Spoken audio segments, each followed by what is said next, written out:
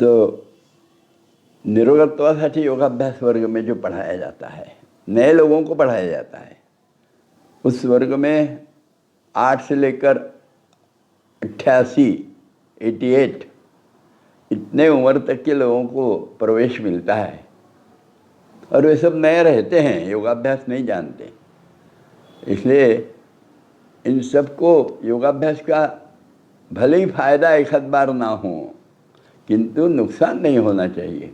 इसलिए जो संभल संभल के पढ़ाया जाता है उसमें रोज एक नया आसन बताते हैं, 2-3 दिन पढ़ाते हैं, फिर वो बाजू में जाता है, फिर दूसरा आसन आता है, तीसरा आसन आता है, ऐसे एक एक निकलते जाता है, एक एक बढ़ते जाता है। तो अपना अभ्यासक्रम अच्छा चालू है। पर एक और आसन है सुंदर, यानी ये जो अस्थमा नाम की बीमारी रहती है, इस अस्थमा के बीमारी में एक हम कह सकते हैं कि इसका उपयोग खास करके बताने के लिए कि इसमें यदि इस आसन में, नाम नहीं बताया मैंने अभी तक, पर इस आसन में यदि ओंकार कर सकते हैं अच्छा, तो समझ लेना उसका अस्थमा नियंत्रण में आ सकता है। इतना ज़बरदस्त आसन है ये। और उसका नाम है उष्ट्रासन, यानी ऊँट की स्थिति वाला आसन। ये आसन में क्या करना पड़ता है, दोनों पैर अभी बैठे हुए आसनों की स्थिति में हैं, दोनों पैर सामने लंबे हैं, हाथ का बिल्कुल अपने पुट्ठों के बाजू में दाहिने बाएं ओर और कमर के बाजू में रखे हैं, उंगलियां सामने में हैं, कंधे थोड़े पीछे हैं, और शरीर की स्थिति बिल्कुल काटकोण में है, पाँव और शरीर ऊपर वाला, ये बिल्कुल काटकोण में, आगे पीछे नहीं होना चाहिए, सीधे बैठना चाहिए। और इसमें उष्ट्रासन के लिए अब ये बैठे आसनों के अंदर में दोनों पैर घुटने से मोड़कर एड़ियां कुल्ले के और नीचे आने देना। और वज्रासन किया था ना अपन ने, तो वज्रासन से रखे बैठना। सुप्त वज्रासन भी किया तो उसमें जैसे स्थिति आती है वैसे, पर इसमें दोनों पैर एक साथ ले लेना, फिर घुटनों पे खड़े होना। उस समय क्या होना चाहिए, घुटने भी मिले चाहिए, एड़ियाँ भी मिली है, अंगूठे भी मिले हैं, और उंगलियां पार सोई हुई है। और फिर 3 में दोनों थोड़ा सा पीछे झुकते हुए दोनों हाथों से दाहिने हाथ से दाहिनी एड़ी और बाएं हाथ से बाएं एड़ी पकड़ने का प्रयास करना। और वो हाथ रख लिए, एड़ियों पर रखो और नीचे रख सकते हैं, आपके शरीर लचीला है तो तलपाओं पर भी रख सकते हैं।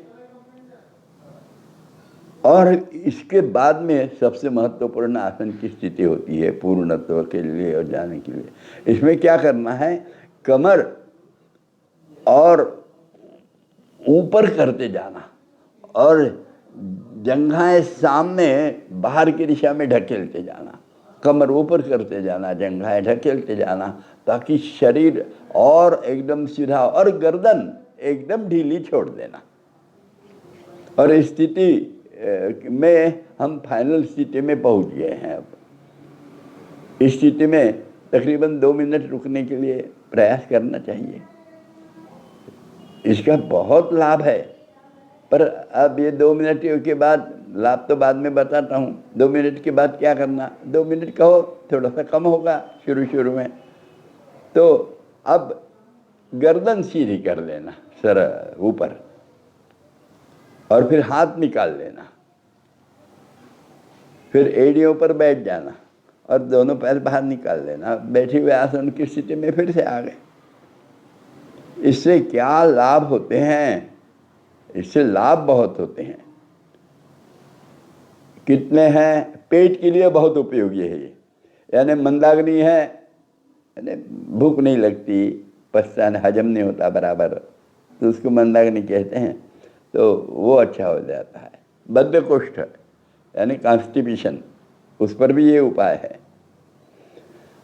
यकृत और प्लीहा यानी लीवर और स्प्लीन, ये दोनों के विकार कम करने के लिए ये आसन उपयोगी होता है। इतना ही नहीं, सीने में जो सीने के स्नायु बलवान होते हैं, सीने के अंदर में जो इंद्रियां हैं, लंग और हार्ट, इनके लिए भी उपयोगी हो जाता है और इसलिए अस्थमा वगैरह विकारों में उपयोगी हो जाता है। उसी के साथ साथ ये जो गर्दन पीछे डालते हैं तो गल ग्रंथियाँ और उपगल ग्रंथियाँ यानी थायराइड, पैराथायराइड, ये जो भी ग्रंथियाँ हैं उन पर भी बहुत अधिक अच्छा असर होने लगता है।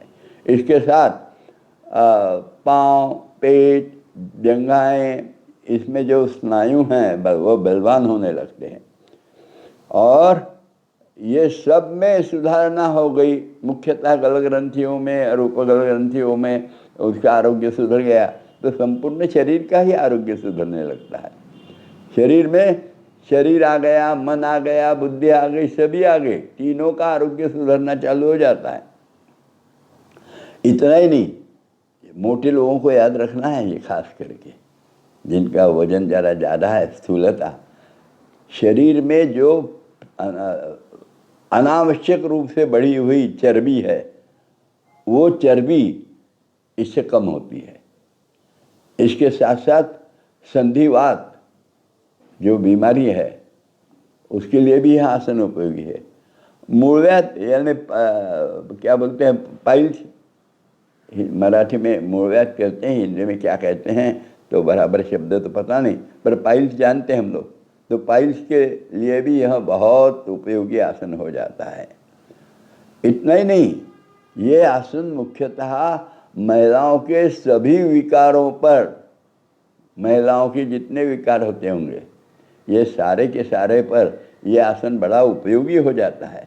ऐसा एक सुंदर आसन यानी उष्ट्रासन हम सीखे हैं, ज़रा गौर से करना, संभल के करना, एकदम आग्रह नहीं करना कि पूरा आना चाहिए, क्योंकि संतुलन खोते हैं बहुत बार, तो अच्छा नहीं संतुलन खोने में, तो गिरते हैं तो बहुत गड़बड़ी हो जाएगी। इसलिए संभल के एड़ियाँ पकड़ना और फिर कमर ऊपर करते हुए, जंघा सामने ढकेलते हुए, गर्दन ढीली छोड़कर आसन की पूर्ण स्थिति जितनी ले सकते लेने का प्रयास करना।